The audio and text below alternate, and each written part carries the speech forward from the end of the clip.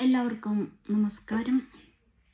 ഈ ദിവസങ്ങളിലൊക്കെ നമ്മുടെ സോഷ്യൽ മീഡിയയിൽ നിറഞ്ഞു നിൽക്കുന്നതാണ് സിസ്റ്റർ പ്രീതി മേരിയുടെയും സിസ്റ്റർ വന്ദന ഫ്രാൻസിസിനെയും ഛത്തീസ്ഗഡിൽ മനുഷ്യക്കടത്ത് മതപരിവർത്തനം എന്ന പേരിൽ അറസ്റ്റ് ചെയ്തത്.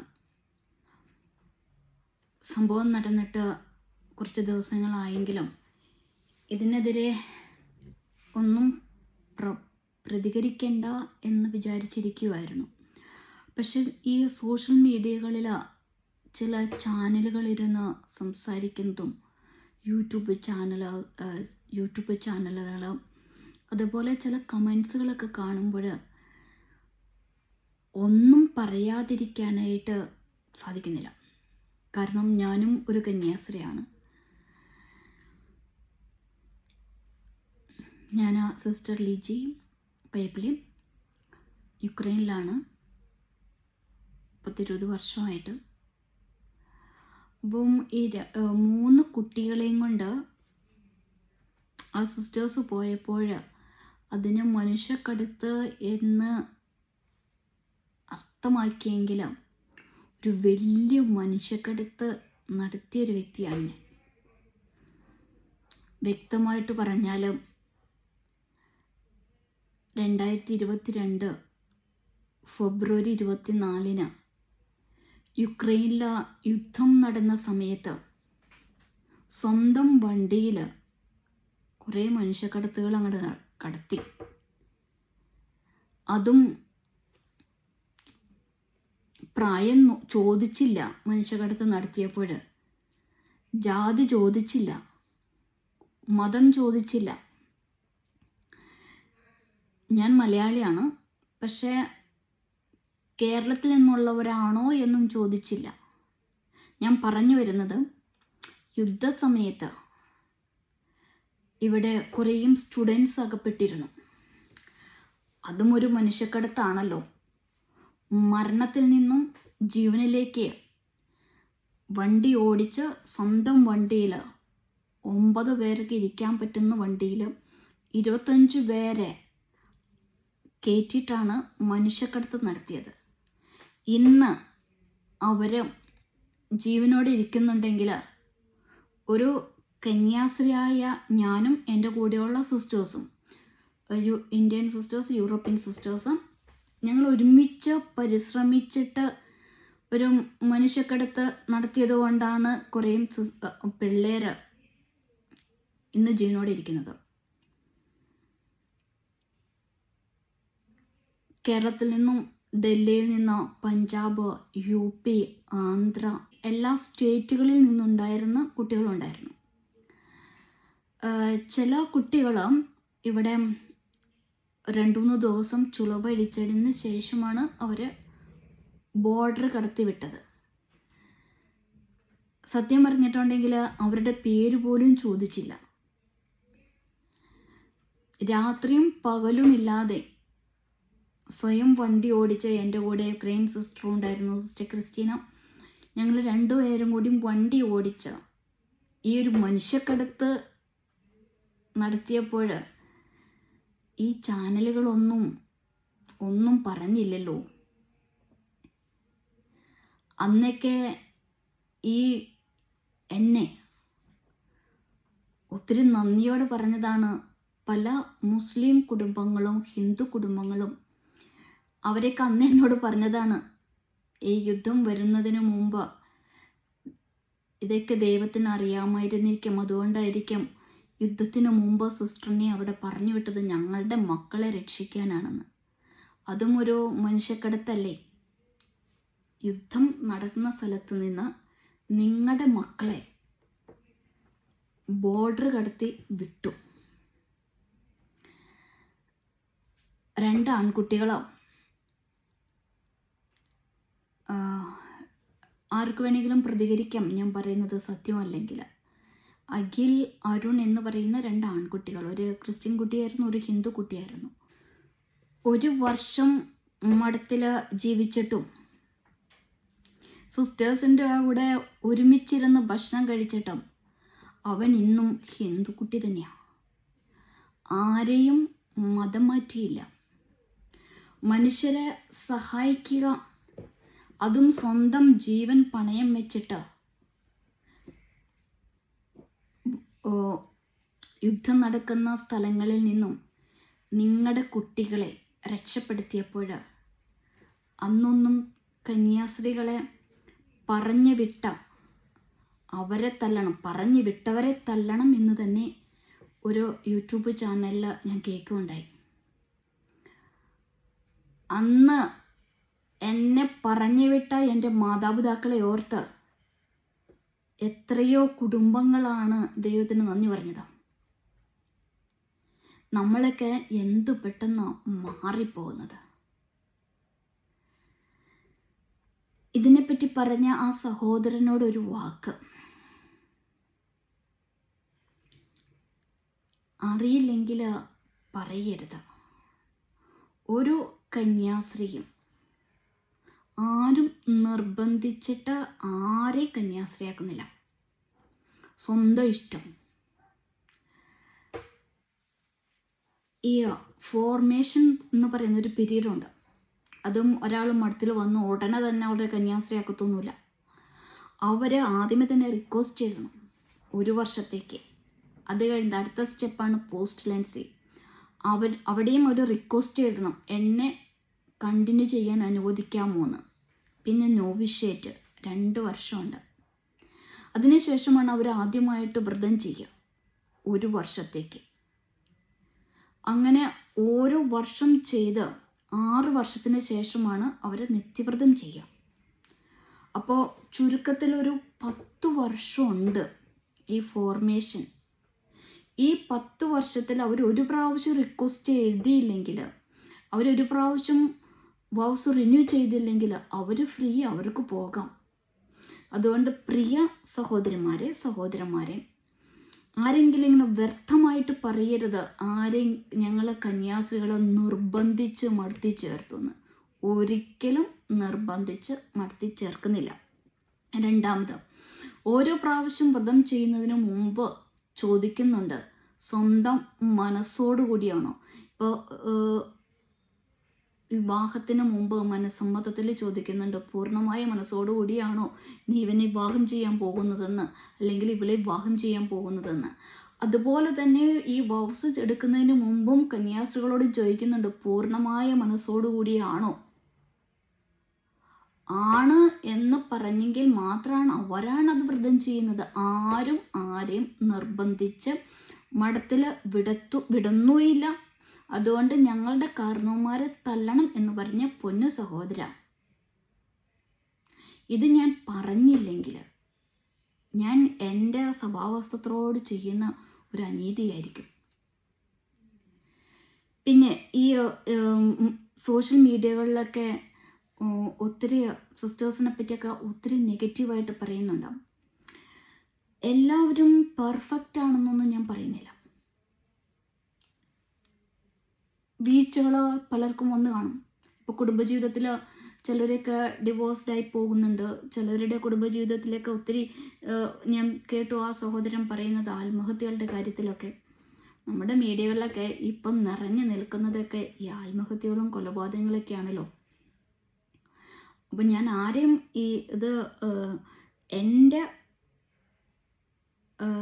അറിവനുസരിച്ച് ഞാൻ ആരെയും വിധിക്കുന്നില്ല. ആത്മഹത്യ ചെയ്യുന്നവരെയോ അല്ലെങ്കിൽ കൊലപാതകം ചെയ്യുന്നവരെയോ ആരെയും ഞാൻ വിധിക്കുന്നില്ല. കാരണം ഞാൻ ആരെയും വിധിക്കാൻ ആളല്ല. ഈ സാധാരണ കുടുംബങ്ങളിൽ തന്നെ ജനിച്ചു വളർന്നവരാണ് ഈ മഠത്തിലും പോകുന്നത്. അപ്പോൾ ചിലപ്പോൾ അവരുടെ ജീവിതത്തിൽ തെറ്റുകൾ സംഭവിക്കുന്നുണ്ട്. തെറ്റുകൾ തന്നെയാണ് എന്ന് വെച്ച് എല്ലാവരെയും കാടടച്ച് അങ്ങനെ വെടിവെക്കുന്നത് ശരിയല്ലല്ലോ. കുറേ പേരൊക്കെ വിശ്വസ്തയോടെ ജീവിക്കുന്നവരുണ്ട്. ഞാൻ ഓർക്കുന്നുണ്ട്, ഈ യുദ്ധം കഴിഞ്ഞപ്പോൾ യുദ്ധത്തിൻ്റെ ഇടയിൽ ഇവരെ രക്ഷിച്ചു കഴിഞ്ഞ് അവർ നാട്ടിൽ പോയിട്ട് എന്നെ വിളിച്ചിട്ടുണ്ട്. എന്നിട്ട് പറഞ്ഞിട്ടുണ്ട്, സിസ്റ്ററെ എന്തുകൊണ്ടാണ് സിസ്റ്റർ അവിടെ നിൽക്കുന്നതെന്നും, സിസ്റ്റർ എന്തുകൊണ്ട് തിരിച്ചു വന്നുകൂടെ, എനിക്ക് ചാൻസ് ഉണ്ട് തിരിച്ചു പോരാനായിട്ട്. പക്ഷെ ഞാൻ തിരിച്ചു പോരുന്നില്ല. കാരണം സഹിക്കുന്നവരുടെയും വേദനിക്കുന്നവരുടെയും കൂടെ നിൽക്കാനാണ് ഇഷ്ടപ്പെടുക. ഞാൻ പല പ്രാവശ്യം മീഡിയകളിൽ വന്നിട്ടുണ്ട് യുക്രൈൻ്റെ യുദ്ധത്തെപ്പറ്റി പറയാനായിട്ട്. യുക്രൈൻ യുദ്ധം ഇപ്പോഴും നടക്കുന്നുണ്ട്. യുദ്ധം തീർന്നിട്ടില്ല. ഒത്തിരി പേര് മരിക്കുന്നുണ്ട്. അവരുടെ കണ്ണുനീര് കാണുന്നുണ്ട്. ഇപ്പോൾ എൻ്റെ വീട്ടിൽ തന്നെ, ഈ ഞാൻ താമസിക്കുന്ന സ്ഥലത്ത് തന്നെ യുദ്ധത്തിൻ്റെ സമയത്ത് പല കുടുംബങ്ങളും താമസിക്കുന്നുണ്ടായിരുന്നു. അതിനകത്ത് മുസ്ലിം കുടുംബം ഉണ്ടായിരുന്നു, ഹിന്ദു കുടുംബങ്ങളുണ്ടായിരുന്നു. പിന്നെ ചിലരെയൊക്കെ പറയുന്നത് ഞാൻ കേട്ടിട്ടുണ്ട്, ഇതെല്ലാം ഒരു ബിസിനസ്സാണെന്ന്. പൊന്നു സഹോദരങ്ങളെ, ഈ യുദ്ധത്തിൽ സമയത്ത് എവാക്വേഷൻ നടത്തി നാട്ടിൽ വന്ന് ഒരു 50,000 ഇന്ത്യക്കാരുണ്ട്. അതിൽ എൻ്റെ അറിവിൽ ഒരു 10-12,000 പേരെങ്കിലും ഞാൻ രാത്രിയും പകലും അവർക്ക് വേണ്ടിയിട്ട് ചെലവഴിച്ച് അവർ രക്ഷപ്പെട്ടു പോരാനായിട്ട് ഹെൽപ്പ് ചെയ്തിട്ടുണ്ട്. അങ്ങോട്ട് കൊടുത്ത് സഹായിച്ചതല്ലാതെ ആരിൽ നിന്നും ഒരു പൈസ പോലും ഇങ്ങോട്ട് മേടിച്ചിട്ടില്ല. ഇപ്പോൾ ചിലർക്കറിയാം അവർ എങ്ങനെയാണ് നാട്ടിലെത്തിയത്, ആരാണ് അവരുടെ വണ്ടി ചാർജ് കൊടുത്തതെന്ന്. ഞങ്ങളുടെ മഠം തന്നെയാണ്. എനിക്ക് തോന്നുന്നേ യുദ്ധസമയത്ത് ഞങ്ങളെ ഹെൽപ്പ് ചെയ്തിട്ടുണ്ട്. പലരും ഞങ്ങളെ ഹെൽപ്പ് ചെയ്തിട്ടുണ്ട്. അതുകൊണ്ടാണ് ഞങ്ങൾക്ക് എവാക്വേഷൻ നടത്താനൊക്കെ, അതൊക്കെ പിന്നീടാണ് നമുക്ക് ഹെൽപ്പ് കിട്ടിയത്. പക്ഷേ എവാക്വേഷൻ നടത്താനൊക്കെ ഈ കിട്ടിയ ഹെൽപ്പുകൾ അങ്ങനെ തന്നെ ഒന്ന് ചിന്തിച്ച് നോക്കാം. ഒരു ദിവസം 1000 പേരെങ്കിലും ഇവിടുന്ന് ഫുഡ് കഴിച്ചു പോയിട്ടുണ്ട്. ആരും ക്രിസ്ത്യാനികളായിട്ടില്ല, ആരെയും ക്രിസ്ത്യാനികളാക്കിയിട്ടുമില്ല, ആരോടും മതം ചോദിച്ചിട്ടുമില്ല. മനുഷ്യരെയാണ് രക്ഷപ്പെടുത്തിയത്, മനുഷ്യരെയാണ് സഹായിച്ചത്. റെയിൽവേ സ്റ്റേഷനുകളിൽ നിന്നൊക്കെ ബസ്സുകൾ വന്ന് അവരെ കൊണ്ടുപോയി. ഈ കുട്ടികൾക്ക് അറിയില്ല ആരാ പൈസ കൊടുത്തേന്ന്. നിങ്ങളുടെ കുട്ടികളാണ്, നമ്മുടെ ഇന്ത്യയിലെ കുട്ടികളാണ്. അതുകൊണ്ട് പ്രിയ സഹോദരങ്ങളെ, ഒത്തിരി നന്മയിൽ എവിടെയെങ്കിലും ഒരു ചെറിയ തെറ്റ് കണ്ടാൽ അതിനെ നമ്മൾ പൊക്കി പിടിച്ചിട്ട് എല്ലാ മീഡിയകളും പറയും. പക്ഷെ ഇത്രയും പേരുടെ ജീവനെ സംരക്ഷിച്ചതും ഇവർക്ക് ഫുഡ് കൊടുത്തതും ഇവരെ രാത്രികളിൽ ഡ്രൈവ് ചെയ്ത് കൊണ്ടുവന്നാക്കിയതും ഈ ഉടുപ്പിട്ട കന്യാസ്ത്രീകൾ തന്നെയാണ്.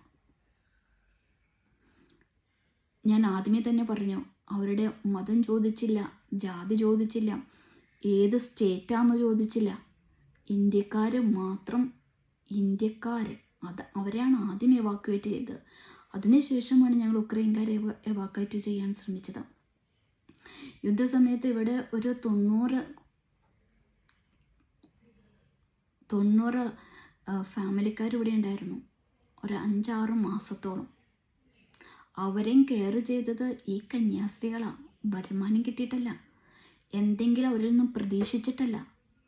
ഇന്നും മീഡിയകൾ ഒത്തിരി ആഘോഷിക്കുന്നുണ്ട് എന്തെങ്കിലും തെറ്റുകൾ ചെയ്യുമ്പോൾ, എവിടെയെങ്കിലും വീഴ്ചകൾ വരുമ്പോൾ. പക്ഷെ എത്രയോ നന്മകളാണ് ഈ കന്യാസ്ത്രീകളെ കൊണ്ട് ഈ ലോകത്തിലുണ്ടായിരിക്കുക. പക്ഷെ അതൊന്നും ആരും വിളിച്ചു പറയില്ല. നമ്മളൊക്കെ ചെയ്യുന്നത് ആരും വിളിച്ചു പറയാനുമല്ല.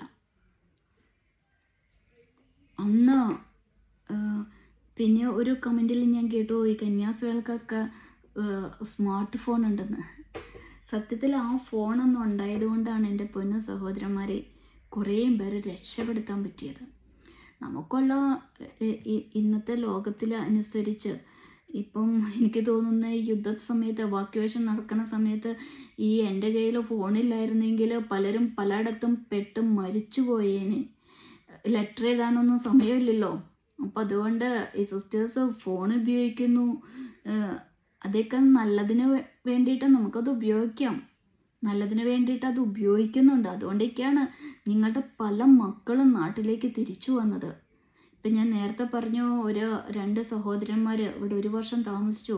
ഒരു ഹിന്ദു കുട്ടി, ഒരു ക്രിസ്ത്യൻ കുട്ടി. അവർ തണുത്ത് വിറച്ച് സ്ഥലമില്ലാതിരുന്നപ്പോഴും അവരുടെ ജാതി ചോദിച്ചിട്ടല്ല അവർ മഠത്തിലേക്ക് കൊണ്ടുപോകുന്നത്. അവരിന്ന് 2 ഹോസ്പിറ്റലിൽ ഡോക്ടേഴ്സായിട്ട് ജോലി ചെയ്യുന്നുണ്ട്. അതുപോലെ നമ്മളിവിടെ നിന്ന് എവാക്യുവേറ്റ് ചെയ്ത് വിട്ടവർ ഒരു 90% മെഡിക്കൽ സ്റ്റുഡൻസാണ്. ഈ ഇന്ത്യയുടെ പല ഭാഗത്തും ഒരു ഡോക്ടേഴ്സായിട്ട് ജോലി ചെയ്യുന്നുണ്ടാവും. അതിന് ഒരു കന്യാസ്ത്രീ ഒരു ആവശ്യമായി വന്ന സമയത്ത് ഞാൻ വിചാരിക്കുന്നത് എനിക്ക് സന്തോഷമുള്ളൂ. അന്നും സന്തോഷം ഉണ്ടായിരുന്നുള്ളൂ, ഇന്നും സന്തോഷമുള്ളൂ. നമുക്ക് രാത്രി പകലാക്കിയിട്ടും രാത്രി ഇല്ലാതെ പകലും രാത്രിയും ഒരേപോലെ ഫോണിലും ഡ്രൈവിംഗ് സീറ്റിലും ഇരുന്നിട്ടാണ് നിങ്ങളുടെ മക്കളെ നാട്ടിലേക്ക് തിരിച്ചയച്ചത്. അപ്പോൾ പൊന്നു സഹോദരന്മാരെ, ഈ സിസ്റ്റേഴ്സിനെ ഇരുന്ന് ക്രിറ്റിസിസം ചെയ്യുമ്പോൾ ഒന്ന് ഓർക്കുന്നത് നല്ലതാണ്. എഴുതി കമൻ്റ് ഇടുന്ന പൊന്നു ചേച്ചിമാരെ, ഹിന്ദു മുസ്ലിം ഒന്നും നോക്കിയിട്ടല്ല നമ്മൾ രക്ഷപ്പെടുത്തിയത്. രക്ഷപ്പെടുത്തണം എന്നു മാത്രമേ ഉണ്ടായിരുന്നുള്ളൂ. ഒറ്റ ചിന്തയേ ഉണ്ടായിരുന്നുള്ളൂ, അവർ ഇന്ത്യക്കാരാണെന്ന്, മനുഷ്യരെയാണ് ഹെൽപ്പ് ചെയ്തത്. എനിക്കതിനുള്ളൊരു അവസരം കിട്ടിയതിന് ഞാൻ ദൈവത്തിന് ഇന്നും നന്ദിയുള്ളൂ. ഞാൻ കന്യാസ്ത്രീ ആയിരിക്കുന്നതിൽ ഒത്തിരി ബഹുമാനം, ഒത്തിരി സന്തോഷം. പിന്നെ ചേട്ടന്മാരെ, ഞങ്ങളിങ്ങനെ സഹിക്കാമെന്നോർത്ത് അത്രയും സിമ്പതി ഒന്നും വേണ്ട. മടുത്തി പോയവർ ഞങ്ങളവിടെ കഷ്ടപ്പെടുവാണ്, സഹിക്കുവാണെന്ന്. ഞങ്ങൾ സന്തോഷവതികളാണ്. പിന്നെ ഞാൻ പറയുന്നില്ല എല്ലാവരും പെർഫെക്റ്റ് ആണെന്ന്. എവിടേക്കൊക്കെ വീഴ്ചകൾ വന്നിട്ടുണ്ട്, തീർച്ചയായിട്ടും. ചിലരൊക്കെ വീണു പോകുന്നുണ്ട്. നമ്മുടെ സഹോദരങ്ങളല്ലേ, എല്ലാവരെയും ദൈവം നമുക്ക് സഹോദരങ്ങളായിട്ട് കാണാം. നമ്മൾ ആരെങ്കിലും വീണു പോയിട്ടുണ്ടെങ്കിൽ തെറ്റ് തന്നെയാണ്, ഞാനതിനെ അംഗീകരിക്കുന്നു. പക്ഷേ ഈ സിസ്റ്റേഴ്സ് അവർ പ്രായപൂർത്തിയായ പെൺകുട്ടികളെയാണ് കൊണ്ടുപോയത് എന്ന് പറയുന്നു. പ്രായപൂർത്തിയായ പെൺകുട്ടികളെയാണല്ലോ അവർ കൊണ്ടുപോയത്. ആ കുട്ടികളും പറയുന്നുണ്ട് ഞങ്ങളെ ആരും നിർബന്ധിച്ചല്ലെന്ന്. എന്തിനാണ് ഞങ്ങളുടെ കന്യാസ്ത്രീകളുടെ മേത്ത് ഇത്രയും ചെളിവാരി തേക്കുന്നത്? എന്നെ കേട്ട എല്ലാവരോടും ഒത്തിരി നന്ദിയുണ്ട്.